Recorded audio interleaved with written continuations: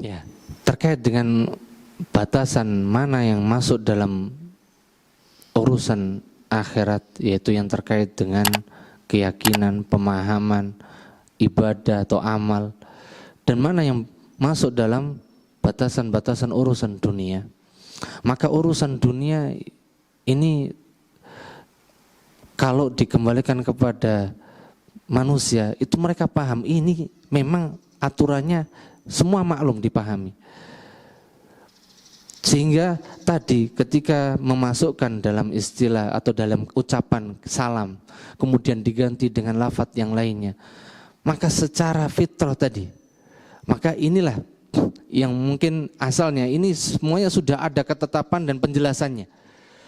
Maka untuk semua perkara agama, supaya kita tidak ragu dan tidak bingung untuk mengatakan ini masuk dalam perkara agama, maka kita kembalikan kepada ahlinya.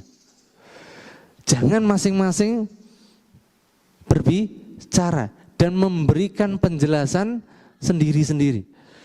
Yang jadi masalah di zaman kita ini, masing-masing berani dan boleh berbicara dan berpendapat. Sehingga apa? Perkara yang itu sebetulnya sudah jelas dalam agama jadi samar, jadi bingung lagi. Ini agama atau masalah dunia? Akhirnya bingung. Karena apa? Masing-masing berperan dan merasa memiliki peran untuk berbicara dengannya. Sehingga apa? Ketika sudah dibuka pintu untuk berbicara dan berpendapat, sehingga apa? Merasa ini urusan dunia. Ternyata yang lain anggapnya apa? Urusan enggak, ini urusan akhirat. Maka kata Allah apa? Fa in tanaza'tum fi syai'in. Kalau sudah seperti ini, kalau sudah kalian ribut, maka apa? Jangan lanjutkan. Karena kalau dilanjutkan nanti ujungnya apa? Nanti pakai senjata, nanti perang sama saudaranya sendiri. Akhirnya apa?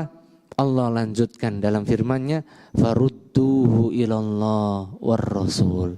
Pulangkan urusannya kepada Allah dan Rasul-Nya, dan kembalikan kepada ahlinya dari para ulama kita yang mereka memang betul-betul dikenal dan diyakini sikoh, kokoh, kuat keilmuan dan pemahamannya dan ittiba'nya di dalam menegakkan sunnah. Dan kalau kita sudah lakukan ini, insya Allah tidak ada lagi kesamaran dan kebingungan, insya Allah.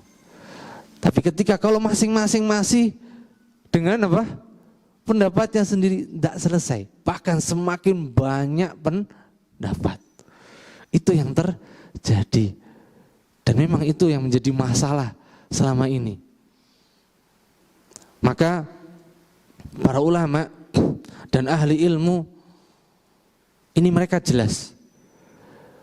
Al-Imam Hasan al-Basri atau Al-Imam Ibn Sirin rahimahullah ta'ala, beliau mengatakan tentang agama ini, bahwasanya agama ini itu untuk mengenalinya itu gampang. Bagaimana? Beliau mengatakan al-isnadu minad din. Sanad. Apa yang dimaksud dengan sanad? Silsilatur ruwatil hadis, yaitu silsilah para perawi hadis. Yang tadi kita jelaskan bahwasanya seorang untuk menjadi seorang ahli hadis itu tidak mudah. Banyak persyaratan yang harus dipenuhi. Maka silsilah urutan para perawi hadis yang menyambung dan menyampaikan hadis ini dari Nabi SAW itu, kata beliau, bagian dari agama ini.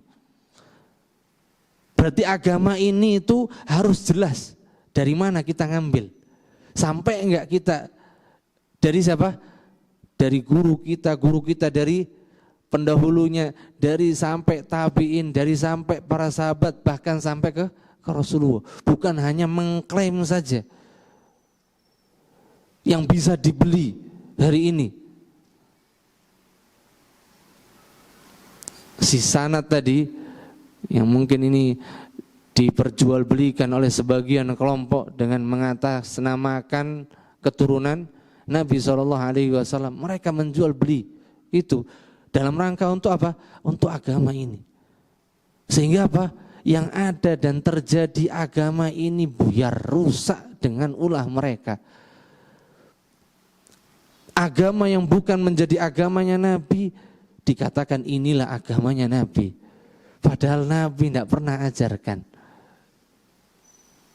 Nabi larang untuk menjadikan kuburan. Bahkan di akhir wafat beliau, sebelum beliau meninggal, beliau larang dengan tegas, peringatkan dengan tegas umatnya. Jangan pernah jadikan kubur-kubur sebagai tempat ziarah.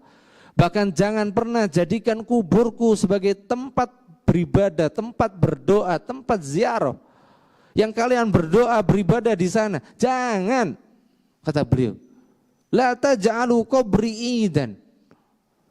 Tapi malah mereka ngajak manusia untuk mengagungkan kubur.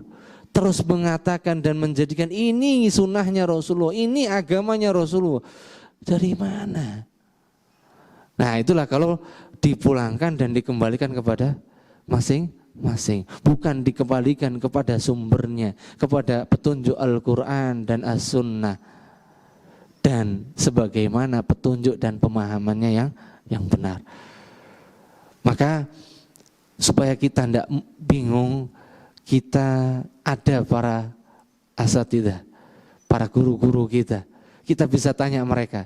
Dan saya yakin ketika mereka ditanya tentang perkara yang mereka tidak memiliki ilmunya, mereka akan kembalikan kepada sumbernya. Atau supaya dikembalikan kepada ahlinya yang lebih paham dan lebih kompeten dalam bidang dan dalam masalah hal tersebut. Dan dengan itu insya Allah akan semakin menjaga keselamatan agama kita. Itu mungkin jawaban. Wallahu ta'ala a'lam bishawab.